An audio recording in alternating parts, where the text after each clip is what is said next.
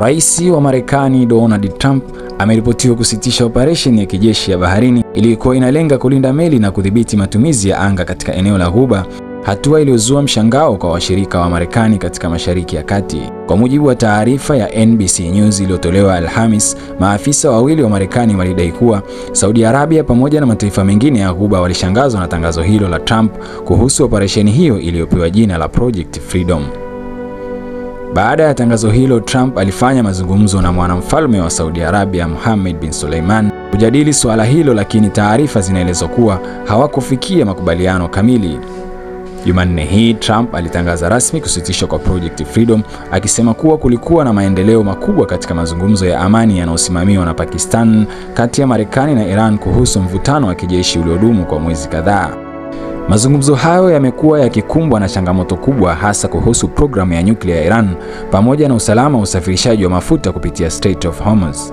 Chanzo kilichonukuliwa na CNN kilisema Iran inatarajia kutoa majibu rasmi ndani ya siku chache kuhusu pendekezo jipya la Marekani la kusitisha mapigano na kuanza mfumo mpya wa mazungumzo ya mwezi mmoja.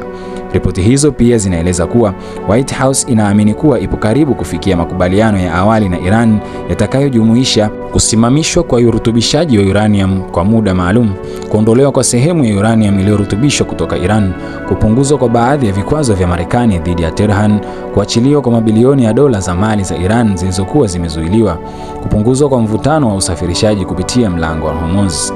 Makubaliano hayo pia yanatajwa kulenga kutangaza mwisho rasmi wa vita katika eneo la Mashariki ya Kati na kuanzisha siku 30 za mazungumzo ya kina kuhusu usalama, biashara na mafuta na mpango wa nyuklia wa Tehran. Kwa upande wake, spika wa bunge la Iran Mohammad Bagher Ghalibaf alionekana kubeza hatua ya Trump kwa kusitisha operesheni hiyo.